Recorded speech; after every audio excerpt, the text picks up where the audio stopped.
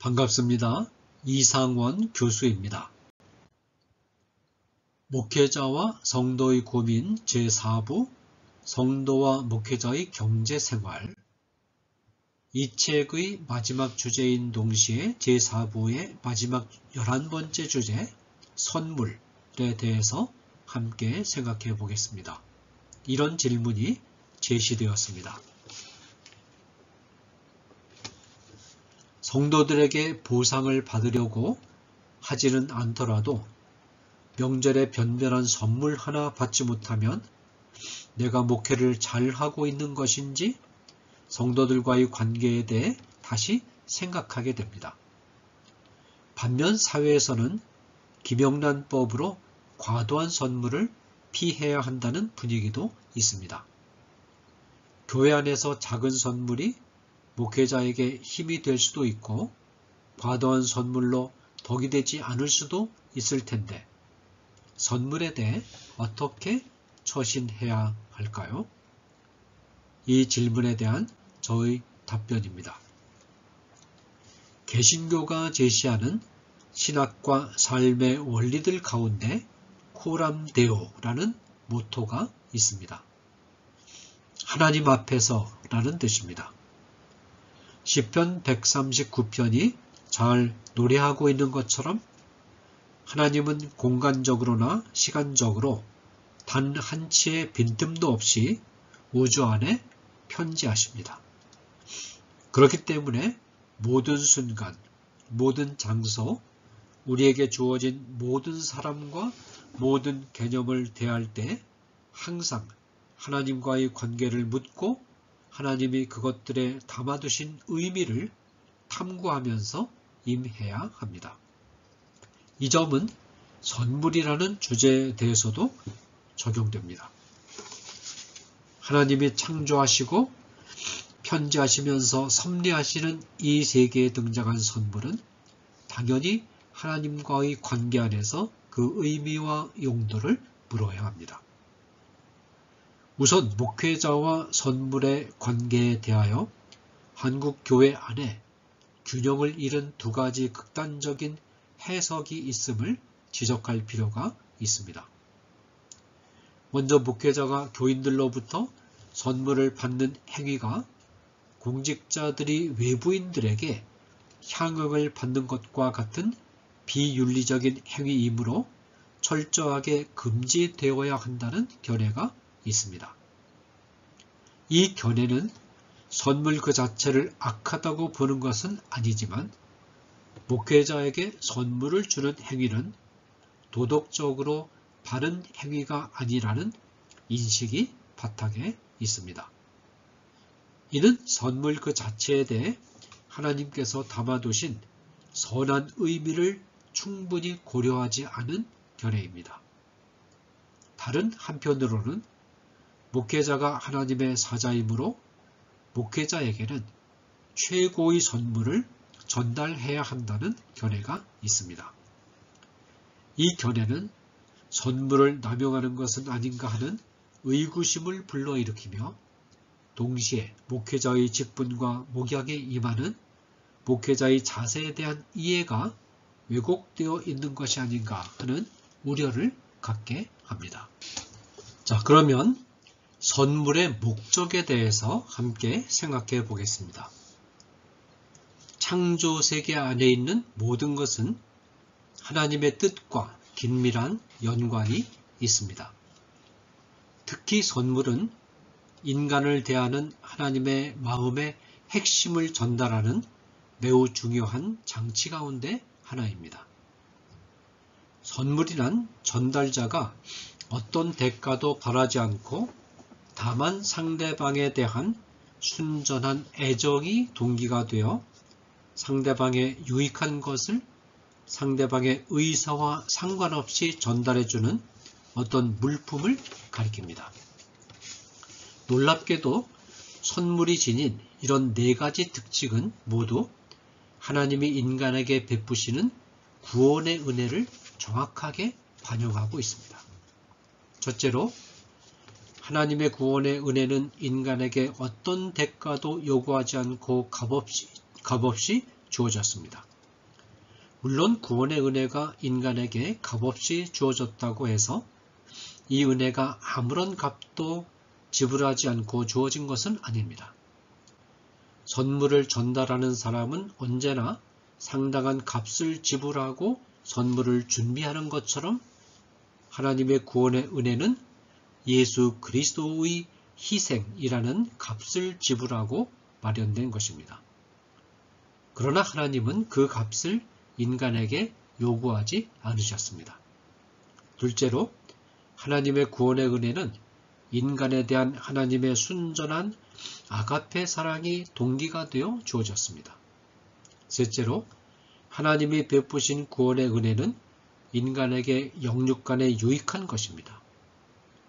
하나님의 구원의 은혜는 죄와 사망의 권세 아래 신음하고 있던 인간의 몸과 마음을 모두 구원해 참된 생명으로 인도하는 것이기 때문입니다. 넷째로 하나님의 구원의 은혜는 하나님과 인간이 서로 협의하여 체결한 쌍무협정이 아니라 인간의 의사를 묻지 않고 하나님이 일방적으로 체결한 편무계약 곧 언약입니다.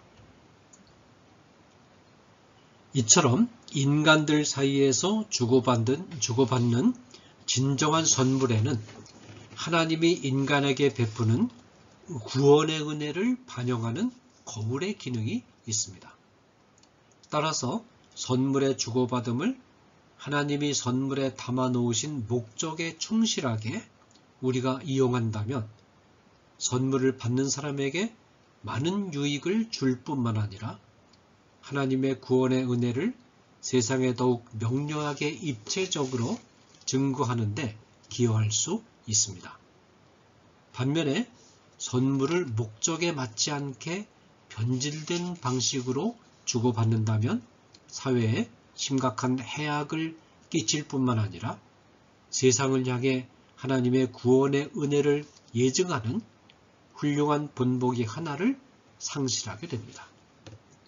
자, 그 다음에 목회자가 피해야 할 선물에 대해서 생각해 보겠습니다.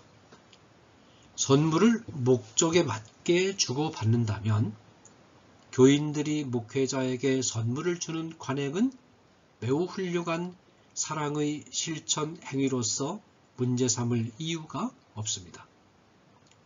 목회자가 교인들로부터 선물을 받는 관행과 관련하여 검토해야 할 문제는 김영란법 곧 부정청탁 및 금품 등 수수의 금지에 관한 법률입니다. 목회자가 선물을 받는 관행은 이 법률의 취지를 깨트리는 것인가요?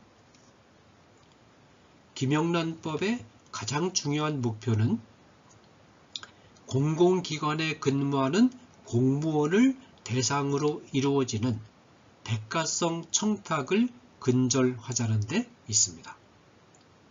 공무원은 시민들의 생활에 영향을 끼칠 수 있는 다양한 권한을 가지고 있습니다.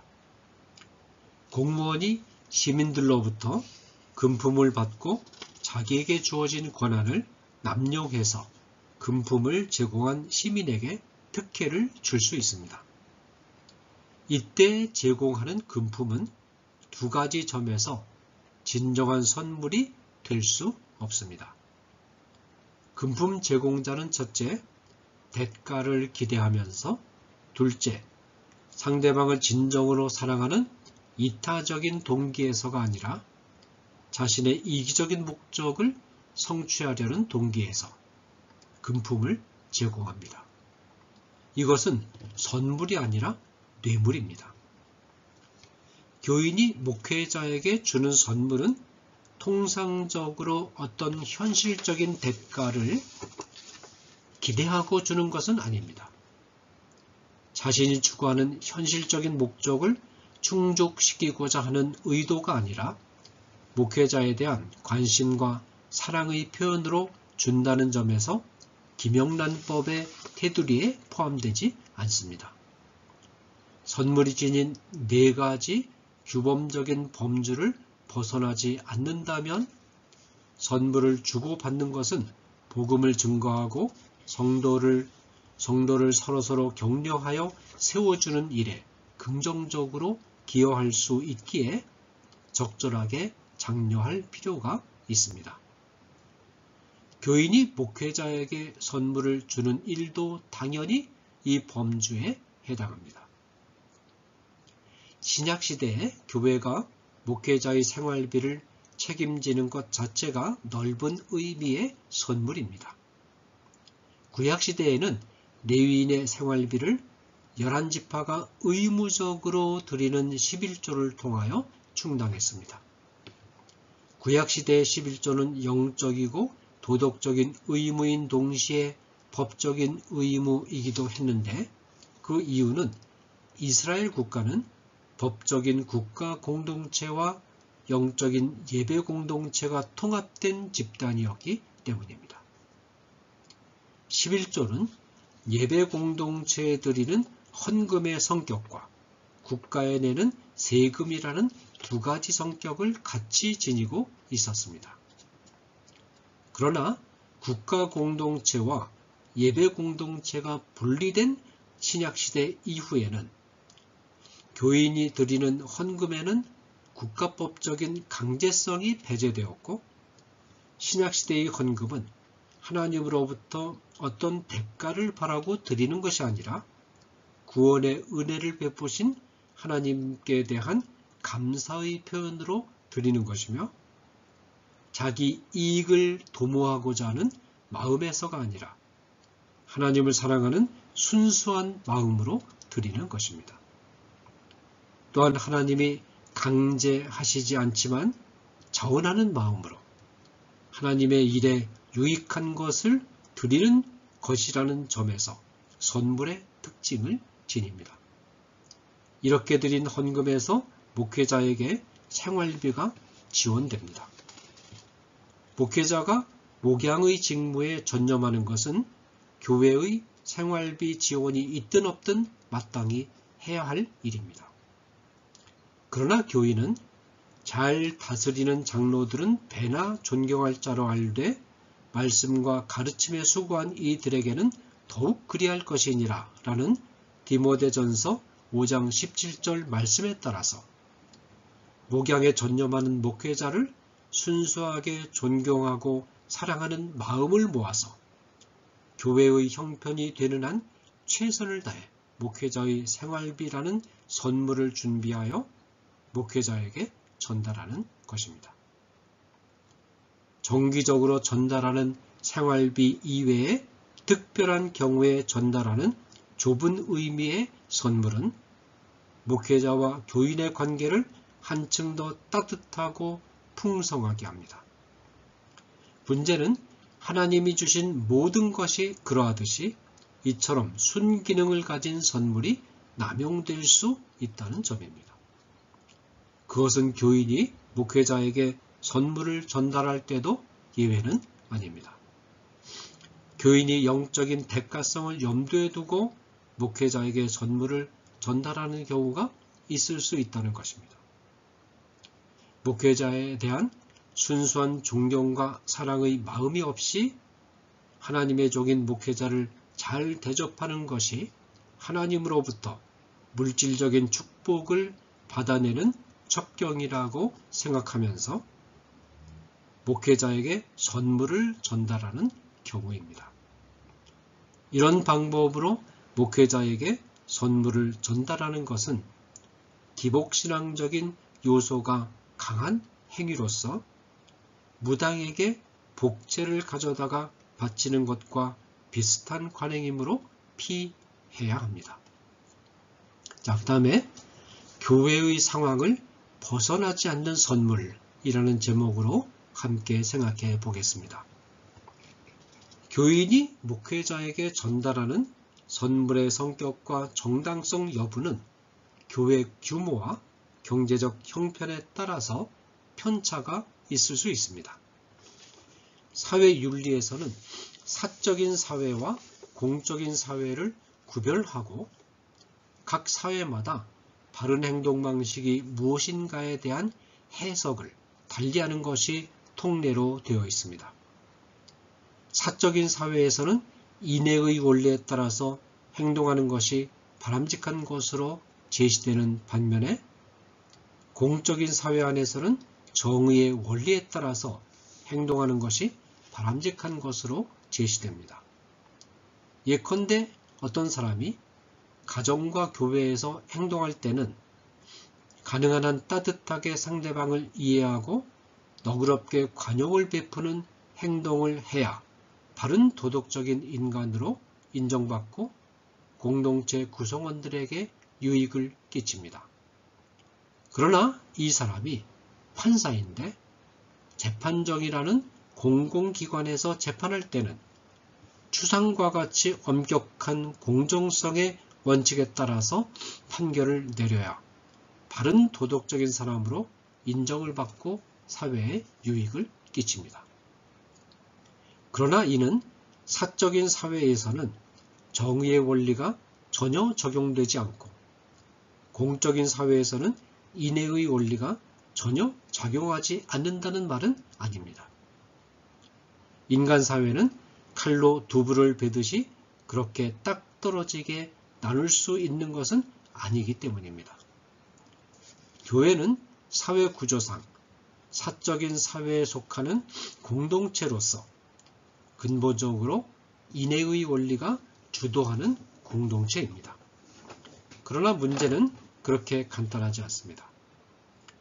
교회 공동체의 규모가 작을 때는 인애의 원리가 주도하고 정의의 원리가 차지하는 비중이 작지만 공동체의 규모가 커지면 조직화가 불가피하고 조직화되면 정의의 원칙이 차지하는 비중이 조금 더 커질 수밖에 없습니다.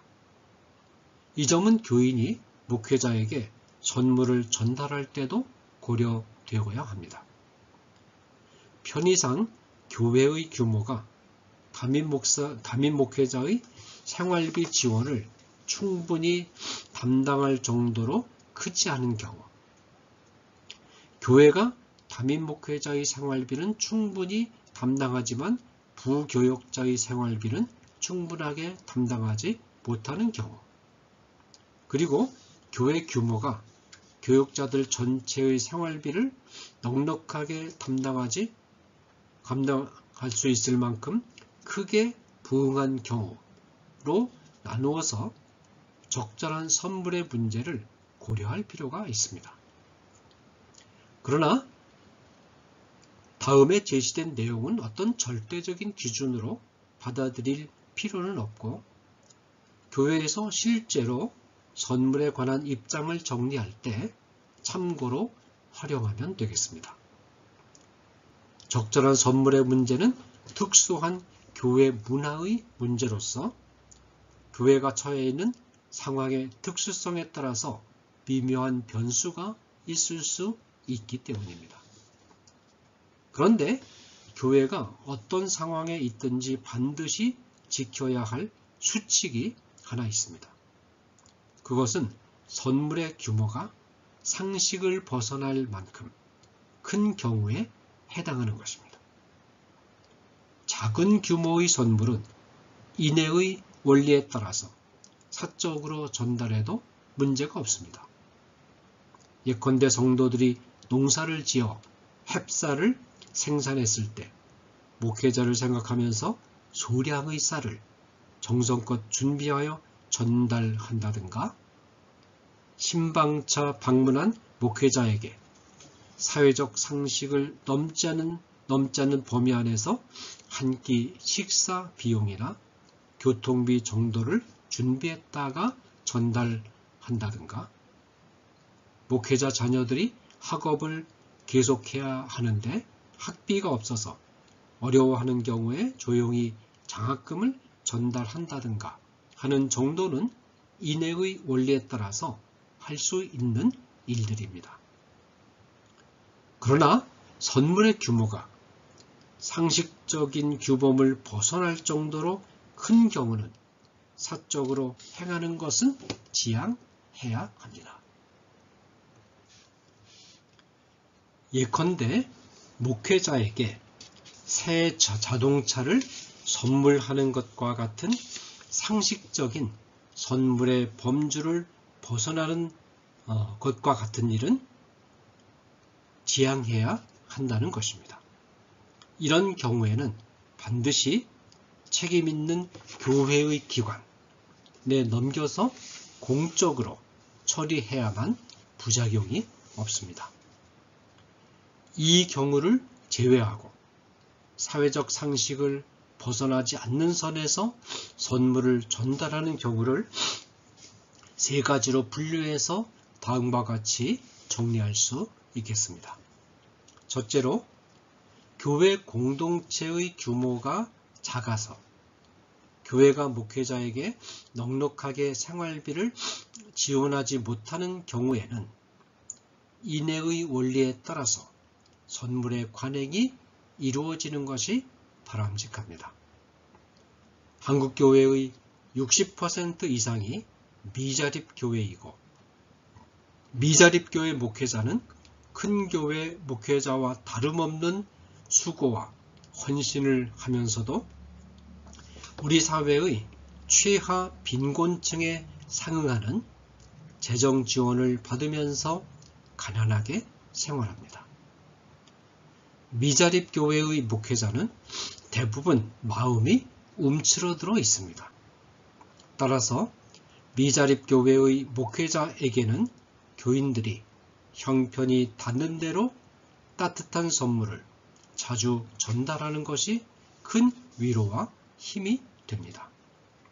둘째로, 교회의 규모와 재정 형편이 어느 정도 커져서 담임 목회자의 생활비는 충분히 감당할 수 있게 되었지만 부교역자들의 생활비 지원은 충분하게 이루어지지 못하는 경우 담임 목회자는 이미 생활비 지원이 충분하게 이루어진 데다가 담임 목회자가 상당히 큰 조직의 운영을 책임지는 자리에 있으므로 정의의 원리에 따라서 행동하는 것이 바람직합니다.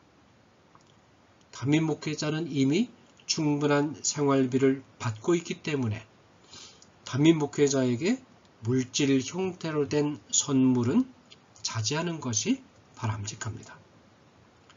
그러나 부교역자들은 대체로 경제생활이 어렵기 때문에 교인들이 부교역자에 대해 인애의 원리에 따라서 사랑의 마음을 담아 적절한 선물을 하는 것은 바람직합니다. 부교역자의 입장에서 성도들이 사랑과 관심의 마음을 담아 전달하는 소소한 선물들은 큰 위로와 힘이 됩니다. 셋째로, 교회의 규모가 대형화되어 담임 목회자의 생활비는 물론 부교역자의 생활비까지도 충분히 지원할 수 있는 경우에는 인애의 원리보다는 정의의 원리를 존중해서 담임 목회자를 포함하여 모든 교역자에 대한 선물 전달을 포괄적으로 금지하는 것이 바람직합니다. 좋은 방법은 선물에 해당하는 정도의 금액을 교역자 사례금 안에 명절 특별 수당 형식으로 편성해서 모든 교역자에게 공정하게 전달되도록 하는 것이 좋습니다.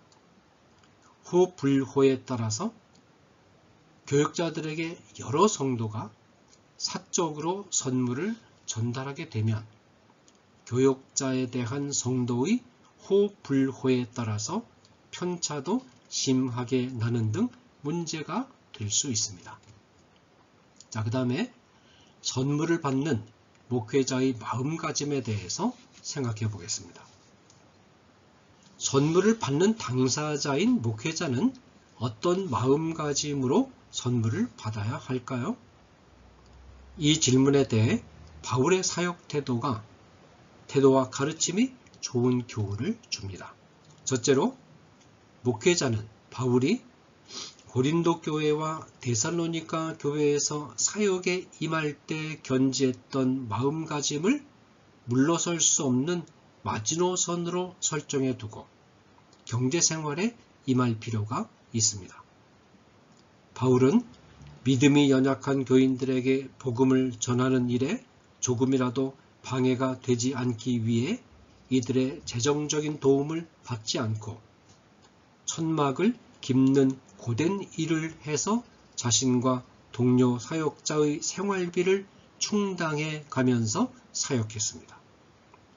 바울은 자신이 성도들에게 생활비 지원을 요구할 권리가 있음에도 불구하고 그 권한을 쓰지 않았습니다. 그 결과 바울은 늘 경제적 어려움에 시달려야 했습니다. 물론 바울이 교인들이 주는 사랑의 선물을 항상 거부한 것은 아닙니다.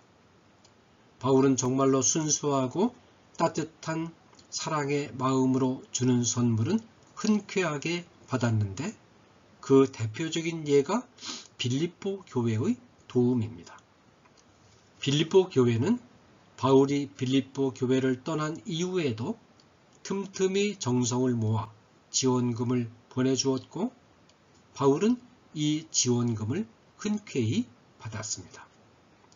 그러나 바울의 경제생활 기조는 가능한 한 믿음이 연약한 교회에 복음 전파에 방해되는 부담을 안겨주지 않고 이에 따른 경비 부족을 인내하며 참는 것이었습니다. 바울은 자신의 사역의 성공 여부를 경비가 넉넉한가 부족한가로 판단하지 않았습니다. 목회자가 이와 같은 마음가짐을 항상 견지한다면 교인이 선물을 주지 않아도 마음에 상처받지 않을 수 있고 작은 선물이라도 큰 기쁨과 감사를 느끼게 될 것입니다. 우리가 아무리 큰 사역을 한다 해도 바울을 능가할 수 있을까요?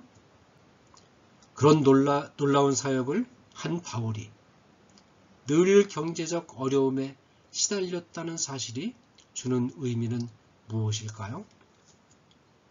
둘째로 바울은 자기의 사역의 열매를 현세 안에서 판단하고자 하지 않고 모든 궁극적인 판단을 예수님이 다시 오시는 재림의 때로 항상 넘겼습니다.